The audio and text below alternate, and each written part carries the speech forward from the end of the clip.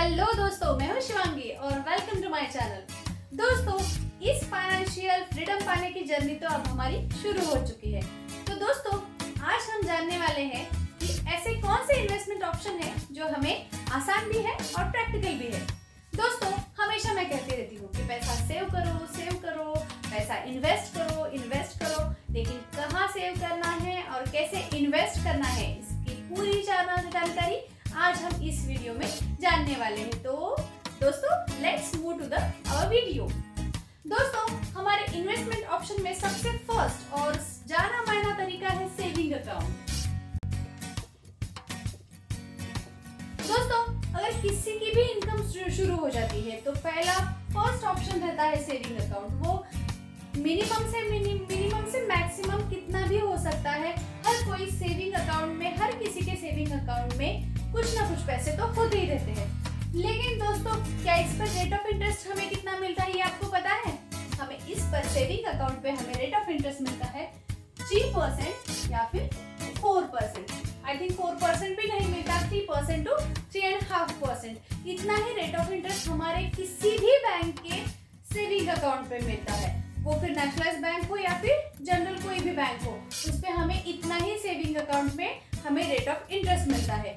ये हम ज्यादातर लोग जितने भी हमारे पॉपुलेशन के 80% to 85% लोग, ज्यादातर लोग जितनी भी सेविंग अमाउंट है वो सेविंग अकाउंट में रख देते हैं और उसकी हमें रेट ऑफ इंटरेस्ट कम से कम मात्रा में मिलता है। अब नेक्स्ट है फिक्स्ड डिपॉजिट। क्या करते हैं हम दोस्तों, जब हमें मैक्सिमम अमाउंट हमारे पास आता है, 30,000 हो, 50,000 हो या फिर 1 लाख रुपीज हो, ये जब हमारे पास ये अमाउंट आता है तो हम क्या करते हैं, इसका चलो यार एफडी बना लेते हैं, फिक्स डिपॉजिट में से डाल देते हैं। चलो अभी नहीं लगने वाली है, आफ्टर हम 3 इयर्स यूज करेंगे या फिर 5 इयर्स यूज करेंगे, तो हम लोग क्या कर देते हैं, उसे 3 साल के लिए या फिर 5 साल के लिए हम उस अमाउंट को हम फिक्स डिपॉजिट में डाल देते हैं। तो फिक्स्ड अमाउंट का, जो फिक्स डिपॉजिट का हमें रेट ऑफ इंटरेस्ट कितना मिलता है? Did you know that? Guess करो। अगर आपको पता है तो प्लीज कमेंट करके बताइए मुझे, फिक्स डिपॉजिट में हमें कितना रेट ऑफ इंटरेस्ट मिलता है? Yes, of course 6%। कितना मिलता है? 6%। आई होप दैट 6% 6 से 6.5% भी मिल रहा होगा। फिक्स डिपॉजिट में हमें इतना ही हमें रेट ऑफ इंटरेस्ट मिलता है। अब जो हमारा, चलो इससे भी आगे चल के कोई लोग होते हैं, हाँ चलो यार थोड़ा पैसा बचाते हैं, तो क्या करते हैं, थर्ड ऑप्शन यूज करते हैं, आरडी यानी रिकरिंग डिपॉजिट। क्या करते हैं, जिसके पास मोटी अमाउंट नहीं आ रही है, तो वो लोग क्या करेंगे, सोचेंगे यार चलो अभी मेरे को इतनी सैलरी है तो हम यहाँ से इसमें से 500 रुपीज या फिर 1000 रुपीज या फिर 5000 रुपीज, इतनी अमाउंट पर मंथ निकालेंगे, पर मंथ, और इसे इन्वेस्ट करेंगे। पर मंथ ये अमाउंट निकालेंगे इतनी और पर मंथ इसे इन्वेस्ट करेंगे एज अ आरडी के तौर पर, यानी कहीं भी किसी भी बैंक में आरडी हो जाती है आसानी से, इंडियन पोस्ट में भी आरडी हो जाती है। ये एक बहुत ही आसान तरीका है जो हमें वो लोग आते हैं, पैसा लेके चले जाते हैं, कहीं पे उनके एजेंट्स भी होते हैं, वो भी पैसा लेके चले जाते हैं, फिर हम लोग खुद भी जाकर आसानी से बैंक में ये पैसा डिपॉजिट कर सकते हैं। और ये भी, इसकी भी अराउंड 5 इयर्स तक ये रहता है या फिर 3 इयर्स तक शायद, या फिर 7 इयर्स तक। आप इसमें नेशनल सर्टिफिकेट भी कोई लोग बढ़ा लेते हैं, नेशनल सर्टिफिकेट भी बनता है इसका। ये क्या करते हैं, ये हो गया आरडी यानी रिकरिंग डिपॉजिट। और इस पे हमें कितना रेट ऑफ इंटरेस्ट मिलता है? 6% to 6.5%। इतना ही रेट ऑफ इंटरेस्ट हमें आरडी पे भी मिलता है। मतलब कितना भी बढ़ा चढ़ा के कितना भी कर लो, हमें बैंक के थ्रू जो भी हम पैसा डालते हैं बैंक में, तो हमें इतना ही रेट ऑफ इंटरेस्ट मिलता है। दोस्तों, इज इट इनफ? आपको लगता है ये सही है या फिर ठीक है, इतना ही हमें मिलना चाहिए? देखिए, पैसा तो हर कोई जोड़ रहा है। हम लोग क्या करते हैं, एक धीरे छोटी अमाउंट जोड़ के इकट्ठा पैसा बना रहे हैं जो हमारे मेहनत का है। तो क्या उस पर इतना ही रेट ऑफ इंटरेस्ट मिलना काफी है? तो क्या करना पड़ेगा? Think about the next option कि हमें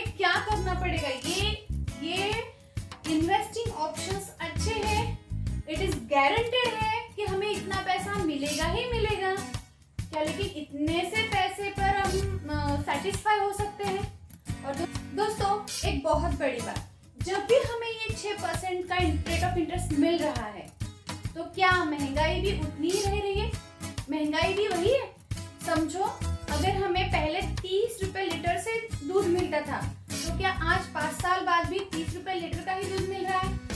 समझिए हमें 40 रुपए 100 रुपीज केजी का गेहूं मिलता था तो क्या आज भी उतने का ही मिलता है? चावल, क्या इनके रेट बढ़े नहीं है? तो कैसे हुआ? मतलब जब भी हमें 6% रेट ऑफ इंटरेस्ट मिलता है, 6% रेट ऑफ इंटरेस्ट हमें मिलता है, उतना ही इन्फ्लेमेशन रेट बढ़ा हुआ होता है, उतना ही इन्फ्लेमेशन रेट बढ़ा हुआ होता है। दोस्तों ये पैसा उतनी ही उसकी मूल्य, इकोनॉमी जो लैंग्वेज है उसके थ्रू हमें अगर समझना है तो कंसेप्ट समझिए, जिसका भी मूल्य उतना ही मूल्य है जितना, मान लो हमने 20,000 रुपीज किसी भी बैंक में डिपॉजिट किए हुए, उसका हमें 6% रेट ऑफ इंटरेस्ट मिल रहा है तो कितने हुए? 26,000। इतना समझिए हमें ये पैसे हमें मिल रहे। तो ये क्या 6 साल बाद या 5 इयर्स, आफ्टर 5 इयर्स, मैंने ये 5 इयर्स का निकाला हुआ है, आफ्टर 5 इयर्स क्या उतनी कोई भी चीज पकड़िए, क्या उतनी ही रहेगी? जी नहीं, इन्फ्लेमेशन रेट बढ़ता रहता है। तो हमें बैंक का कोई भी रेट ऑफ इंटरेस्ट समझो तो लायबल नहीं है। इसीलिए हमें क्या करना पड़ेगा दोस्तों? We have to go for the next option. कई और भी इन्वेस्टिंग के ऑप्शन हमें चूज करने होंगे, उन्हें सीखना पड़ेगा, समझना पड़ेगा। तो देखिए फोर्थ ऑप्शन जो है, गोल्ड या फिर ज्वेलरी। बहुत सारे इंडियन कम्युनिटी में बहुत सारे लोग हैं जो बहुत बड़ी अमाउंट गोल्ड में या फिर ज्वेलरी में भी इन्वेस्ट करते हैं। जी हाँ, ये लायबल है, प्रूवन मेथड है और हमेशा कभी भी गोल्ड डेप्रिसिएशन में नहीं जाता, हमेशा उसका रेट थोड़ा ना थोड़ा बढ़ता ही रहता है। हाँ, थोड़ी बहुत कम ज्यादा हो सकता है, लेकिन बहुत कम, बहुत नीचे आया ऐसा कभी नहीं होता। तो गोल्ड भी बहुत अच्छा ऑप्शन है। लेकिन दोस्तों क्या होता है, करेक्ट है कि ये बहुत अच्छा ऑप्शन है, आप बहुत सारा नहीं तो, लेकिन हाँ इमरजेंसी के लिए ये ऑप्शन अच्छा है। इमरजेंसी के लिए आपको कोई भी बैंक गोल्ड लोन दे सकती है, तो हमें अमाउंट तैयार करने के लिए गोल्ड अच्छे है। लेकिन क्या दोस्तों ये हम बहुत ज्यादा कर सकते हैं? बहुत ज्यादा गोल्ड हम घर में नहीं रख सकते। क्यों? क्योंकि इससे भी कोई प्रॉब्लम हो सकता है, चोरी हो सकती है और भी कोई प्रॉब्लम्स क्रिएट हो सकता है। तो बहुत ज्यादा गोल्ड हम नहीं रख सकते और ये हम ज्यादातर कैरी नहीं कर सकते कहीं पे भी गोल्ड। हाँ पैसा है, अमाउंट है, लेकिन क्या हम ये कैरी कर सकते हैं हर जगह पे? इतनी बड़े गोल्ड, ज्यादा से ज्यादा गोल्ड कैरी करना इस टाइम में, इस सिचुएशन में अच्छा नहीं है। It is risky. मुझे क्या कहना है, गोल्ड हो सकता है लायबल हो सकता है इट इज कंफर्मेटिव हो कि गोल्ड में पैसा है, लेकिन क्या है इसे रिस्की भी इन्वेस्टमेंट है। तो गोल्ड में जरूर करे, लेकिन थोड़ी बहुत करे जो आपको इमरजेंसी में अमाउंट उपलब्ध करा सकती है, इतना ही गोल्ड में इन्वेस्ट करना है। दोस्तों जो हमारा नेक्स्ट ऑप्शन है वो है LIC, लाइफ इंश्योरेंस। बहुत सारे लोग हैं जो पॉलिसी निकालते हैं और लाइफ इंश्योरेंस निकालना भी चाहिए, क्योंकि इट इज सिक्योर करने के लिए, लाइफ सिक्योर करने के लिए ठीक रहता है। कोई भी एक्सीडेंट हो या फिर एक्सीडेंटल डेथ हो तो ये बहुत बड़ी अमाउंट हमारे रिकरिंग बन जाती है। पॉलिसी निकालना बहुत जरूरी है और ये बहुत सारे लोग हैं जो ये पॉलिसी निकालते हैं। लेकिन हम लोग क्या करते हैं, इस पॉलिसी में बहुत बड़ी अमाउंट इन्वेस्ट करते हैं ईयर बाय ईयर, मतलब हो गई 25 ईयर्स के लिए। ये बहुत ज्यादा साल है, 25 ईयर्स के लिए, 30 ईयर्स के लिए। इनमें बहुत ज्यादा LIC में पेंशन पॉलिसी होती है या फिर बच्चे के लिए पॉलिसी होती है, लड़कियों के लिए होते हैं, एजुकेशन सिस्टम के लिए पॉलिसी होती है। ये ज्यादातर 20 ईयर्स से 25 ईयर्स, 30 ईयर्स, मतलब क्या लाइफ ईयर स्पैन बहुत ज्यादा होता है। और क्या करते हैं हम लोग, थोड़ी बहुत अमाउंट भी अगर हम डिपॉजिट कर रहे हैं तो ये आफ्टर 30 ईयर्स एक बहुत बड़ी अमाउंट बन जाती है। आफ्टर 30 इयर्स ये बहुत बड़ी अमाउंट बन जाती है, पर क्या हमें उतना ही रेट ऑफ इंटरेस्ट मिलता है जितना हम अफोर्ड करते हैं, या फिर हमें चाहिए इतना? अफोर्ड नहीं कह सकते, लेकिन क्या हमें उतना ही मिलना चाहिए आफ्टर 25 इयर्स 30 इयर्स? ये हमारी खुद की मेहनत की कमाई है। समझो मैंने पिछले ही साल आई थिंक 6 मंथ्स पहले हमारे जो कलीग्स हैं उन्होंने पॉलिसी ली हुई थी। यू डोंट बिलीव दैट कि उनको कितनी मिले, आई थिंक 125 आई थिंक 200 की कुछ पॉलिसी थी, 200 रुपीज की ओनली पॉलिसी थी, उन्हें 72,000 रुपीज मिले हैं आफ्टर 20 इयर्स। क्या इज इट ओके? इतनी, हाँ ठीक है, ये अमाउंट कम थी, आई थिंक 200 से भी लेस हो सकती है, लेकिन उन्हें सिर्फ पॉलिसी के 72,000 मिले, जो हम लोग कहते थे अरे इससे तो सैलरी बेटर है, 1 मंथ की सैलरी हमें बहुत अच्छी मिलती है, इतनी LIC के पैसे मिले हैं। और दोस्तों मैं LIC को बुरा नहीं कहना चाहती, इट इज़ ऑल्सो गुड। और जब तक पहले तो स्टॉक मार्केट वगैरह बहुत नहीं चलता था, तब जरूर LIC चलती थी। बहुत ज़्यादातर लोग, मतलब किसी के 5 LIC होते थे, किसी की 6, कोई 2, हाँ हर सैलरीड पर्सन के एटलीस्ट 2 LIC पॉलिसी तो होती थी। दोस्तों ये अच्छी है, क्योंकि जब भी एक्सीडेंटल डेथ हो या फिर कोई अचानक से कोई प्रॉब्लम आ जाता है तो इंश्योरेंस रहना बहुत अच्छा रहता है। तो LIC होनी चाहिए, मैं नहीं कह रही हूँ, लेकिन दोस्तों क्या उसमें हमें उतनी अमाउंट मिलती है जितनी हम पे करते हैं? उतना ही इंटरेस्ट मिलता है? नहीं मिलता है। हाँ आप करें, ज़रूर करें, क्योंकि सेफ रहने के लिए, सेफ और सिक्योर रहने के लिए एक आध पॉलिसी होना कोई बुरी बात नहीं है। और इंश्योरेंस पॉलिसी भी बहुत अच्छा बिजनेस कर रही है, उनके भी बहुत अच्छे क्लूज है, बहुत अच्छे वो भी प्लान्स ला रहे हैं जिससे बहुत ज़्यादा अमाउंट भी बढ़ा सके। क्योंकि अभी bank of all banks also getting together and they are also planning for the most good generation. वो भी बहुत अच्छा काम कर रहे हैं कि LIC में क्या और भी एडवांस हम कर सकते हैं। तो LIC को मैं बुरा नहीं कह रही हूँ, लेकिन just we go to the further option, क्या वो और भी बेटर है? तो नेक्स्ट ऑप्शन रहेगा हमारा रियल एस्टेट।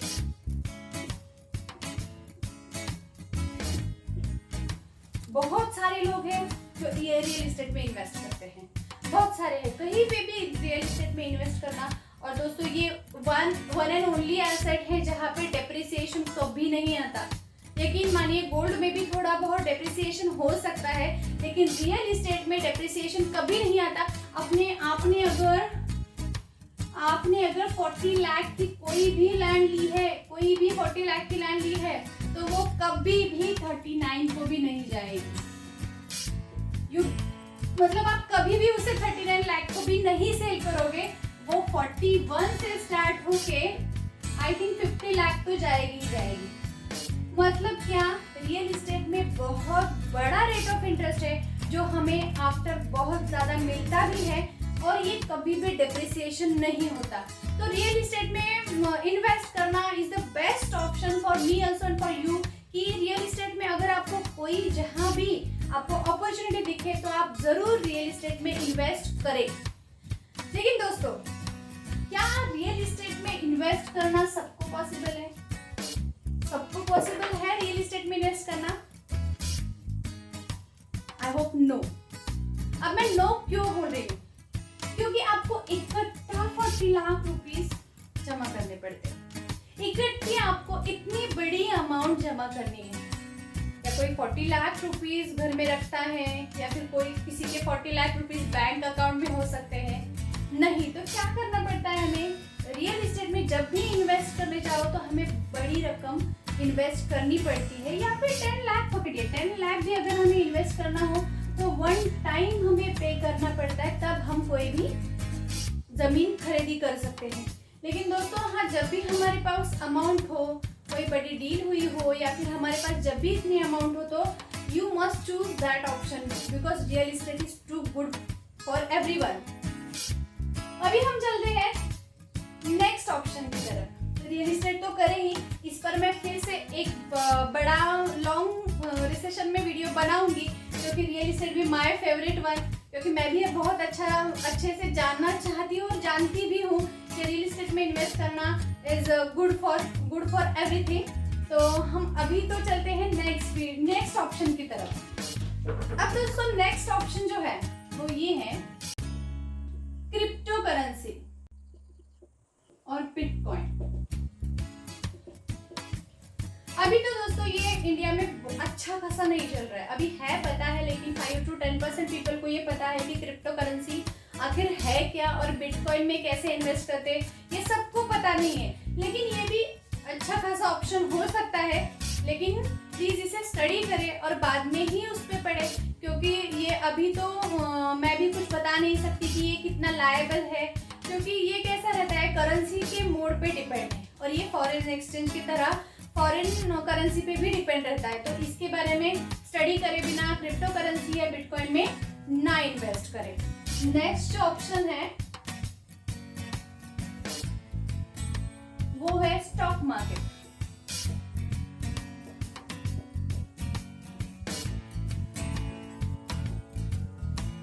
अब दोस्तों स्टॉक मार्केट के बारे में हर कोई जानता है, मतलब स्टॉक मार्केट ये शब्द तो हर कोई, मतलब बच्चा भी जानता है। अभी शेयर मार्केट या स्टॉक मार्केट हर कोई जानता है और जानना भी चाहता है कि स्टॉक मार्केट में आखिर इन्वेस्ट कैसे करें। दोस्तों ट्रेडिंग करना अलग बात है और इन्वेस्ट करना अलग बात है। ट्रेडिंग करने में जितना ट्रेडिंग ज़्यादा रिस्की होती है और काफ़ी स्टूडियस भी, मतलब स्टडी करके ही आप ट्रेडिंग करें, ये मैं बता रही हूँ आपको। मतलब इन्वेस्ट करते समय हमें क्या रहता है, स्टॉक मार्केट में इन्वेस्ट करना बहुत ज़रूरी है, क्योंकि ये हमें high growing rate of interest देता है। क्योंकि ये कंपनी के ग्रोथ के ऊपर डिपेंड रहता है। दोस्तों क्या होता है इसमें, लार्ज कैप, मिड कैप और स्मॉल कैप इंडस्ट्रीज होती है इसमें स्टॉक मार्केट में। अब क्या रहता है, अब अपने फाइनेंशियल स्टेटस के हिसाब से या फिर जितने भी हम इन्वेस्टमेंट करना चाहते हैं, ताकि मैं इतना कहूँगी कि ऐसी अमाउंट स्टॉक मार्केट में इन्वेस्ट करें कि अगर गए भी तो हमें कोई दिक्कत ना हो, या फिर ऐसी अमाउंट आप स्टॉक मार्केट में इन्वेस्ट करें जो अगर आपके पास आपको 5 साल बाद या 10 साल बाद नहीं मिले तो कोई दिक्कत नहीं, कोई प्रॉब्लम नहीं है। वो जो ना के बराबर पैसे हैं, हमें इन पैसों से कोई फर्क ही नहीं पड़ता। ऐसे पैसे आप स्टॉक मार्केट में इन्वेस्ट करें। कोई भी लोन लेके आपको स्टॉक मार्केट में पैसे इन्वेस्ट नहीं करने हैं। तो हमें क्या करना पड़ता है, large cap fund, mid cap और स्मॉल कैप, ये तीनों तरह की 3 साइज की कंपनियां रहती है। ये साइज रहती है, किसी का मार्केट कैप कितना है उसके हिसाब से ये 3 कंपनियां कैटेगराइज होती है और उसमें हमें इन्वेस्ट करना पड़ता है। इसका मतलब क्या, हमें इक्विटी में हम लोग क्या करेंगे, इक्विटी में इन्वेस्ट करेंगे और हर के जितने भी हो, मतलब किसी का 400 भी हो सकता है, तो किसी का शेयर प्राइस 4000 रुपीज भी हो सकता है। लेकिन स्टॉक मार्केट का क्या रहता है कि जब भी हम कोई भी कंपनी देखें तो उसे हम एनालाइज करके, फंडामेंटल एनालिसिस करके हम ये डिसाइड कर सकते हैं कि किस कंपनी में हम लोग किस कंपनी के हम लोग शेयर ले रहे हैं। स्टॉक मार्केट का कोई भी कंपनी का शेयर कैसे एनालाइज करना है, फंडामेंटल एनालिसिस करना है, ये भी मैं आपको नेक्स्ट वीडियो में बताने वाली हूँ। तो आज के लिए सुनिए, कोई भी स्टॉक मार्केट में हम इन्वेस्ट कोई भी कर सकता है, मतलब मिनिमम से मिनिमम साल अगर 10,000 भी है तो वो भी कर सकता है और मैक्स टू मैक्स कितनी भी सैलरीज क्यों ना हो या फिर किसने का टर्नओवर क्यों ना हो, कोई भी स्टॉक मार्केट में इन्वेस्ट कर सकता है। लेकिन कैलकुलेटेड रिस्क लेनी पड़ती है, मस्ट इम्पोर्टेंट की कैलकुलेटेड रिस्क लेनी है। यहाँ पे हम ऐसा तो नहीं कर सकते कि श्योरली हमें रिटर्न मिलेगा, लेकिन कैलकुलेटेड रिस्क लेके हम स्टॉक मार्केट से भी अच्छा खासा पैसा कमा सकते हैं।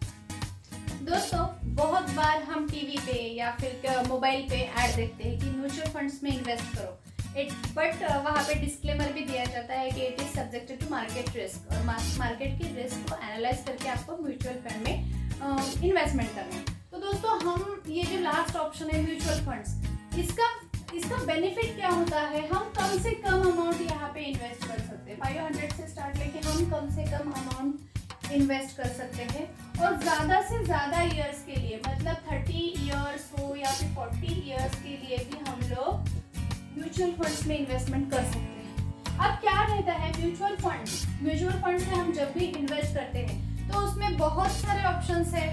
वहाँ उसमें डेप्थ में भी रहता है, डेप्थ में भी यहाँ पे 6 डेज से स्टार्ट होके म्यूचुअल फंड्स ऐसे भी है जो जहाँ पे 6 डेज के आपके पास कोई भी अमाउंट हो, आपको 6 डेज के लिए आपको उसमें इन्वेस्ट करनी है, उसका रेट ऑफ इंटरेस्ट चाहिए, तो यहाँ से स्टार्ट होके आप 40 ईयर्स तक जा सकते हो 6 डेज से। मतलब म्यूचुअल फंड्स का ये बेनिफिट होता है कि हम कितने भी दिन के लिए म्यूचुअल फंड स्टार्ट रख सकते हैं और हमें जब भी चाहिए तो वो हम स्टॉप कर सकते हैं। अब क्या होता है दोस्तों, अगर एफडी आरडी हो तो हमें जब भी हम ये एफडी या आरडी बीच में कट करते हैं, बीच में ब्रेक डाउन करते हैं, तो हमारा रेट ऑफ इंटरेस्ट कम हो जाता है, हमें उतना पैसा नहीं मिलता जितना हमें ये मैच्योर होने के बाद मिलने वाला है। लेकिन म्यूचुअल फंड्स में ऐसा नहीं होता है। म्यूचुअल फंड्स में जितनी भी आपकी अमाउंट जमा हुई है उस पर आपको उतनी ही अमाउंट आपको रिटर्न मिलती है। ये आपको जब भी स्टॉप करे वो आपके अकाउंट में उसके बैलेंस शीट में आपको दिखाई देती है कि उतनी ही अमाउंट आपको मिलेगी। मतलब ऐसा नहीं कि 30 ईयर्स के बाद इतनी ही मिलेगी, 40 ईयर्स के बाद इतनी ही मिलेगी, ये कंफर्म नहीं रहता। क्यों? क्योंकि जिस भी कंपनी के म्यूचुअल फंड स्टार्ट किए हैं उसकी शेयर प्राइस अपर गई है या फिर शेयर प्राइस लोअर गई है, उसके हिसाब से हमें रेट ऑफ इंटरेस्ट मिलता है। लेकिन क्या रहता है दोस्तों, ओवरऑल अगर हम 30 ईयर्स या 40 ईयर्स ये रखें तो क्या रहता है, बहुत बड़ी अमाउंट हमें बिग अमाउंट में ये कन्वर्ट हो जाती है। बिग अमाउंट क्यों? क्योंकि हम लोग क्या कर रहे हैं, 500 रुपीज पर 12 मंथ 12 ईयर्स या 30 ईयर्स हम जोड़ रहे हैं। कितने हुआ है?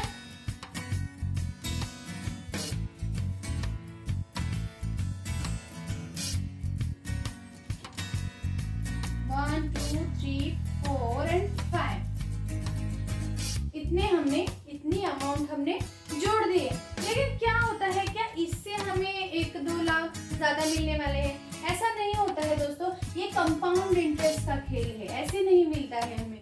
ये कंपाउंड इंटरेस्ट का खेल है जहाँ पे हमें हर मंथ को कंपाउंड इंटरेस्ट के हिसाब से हमें पैसे मिलते हैं। अब क्या होता है, अगर हम 30 ईयर्स के लिए रख भी रहे हैं तो 31 ईयर्स के लिए रखेंगे तो हमारा रेट ऑफ इंटरेस्ट उतना ही बढ़ेगा, कंपाउंड इंटरेस्ट के हिसाब से हमें पैसे मिलेंगे। तो म्यूचुअल फंड्स में रिस्क तो है, लेकिन क्या है, ये बेस्ट ऑप्शन भी है जहाँ पे हमें बहुत ज्यादा अमाउंट मिल भी सकती है। स्टॉक मार्केट में भी हो गया, शेयर मार्केट में भी हम पैसा इन्वेस्ट कर सकते हैं, म्यूचुअल फंड्स में भी कर सकते हैं या फिर गोल्ड और रियल एस्टेट में भी कर सकते हैं। आप इन्वेस्टमेंट किसी भी एसेट में करो, लेकिन हाँ ये कंफर्म करना चाहिए कि क्या हमें उतना ही रेट ऑफ इंटरेस्ट मिल रहा है जितना हम चाहते हैं, या फिर क्या ऐसा है जो हमें खोजना पड़ेगा। अब इंडेक्स फंड एक होता है, इंडेक्स फंड टॉप की कंपनी होते हैं, टॉप कंपनीज होती है, उसमें से इंडेक्स फंड उसका मतलब टॉप 50 होते हैं तो उनका एक इंडेक्स फंड बनता है, उसमें भी सिप रहता है, सिप इन्वेस्टमेंट प्लान बनता है, वहाँ पे भी आप जाके ये भी स्टार्ट कर सकते हैं। ऐसे बहुत सारे वेज हैं जहाँ पे हम इन्वेस्ट कर सकते हैं और अच्छी खासी रकम भी जमा कर सकते हैं।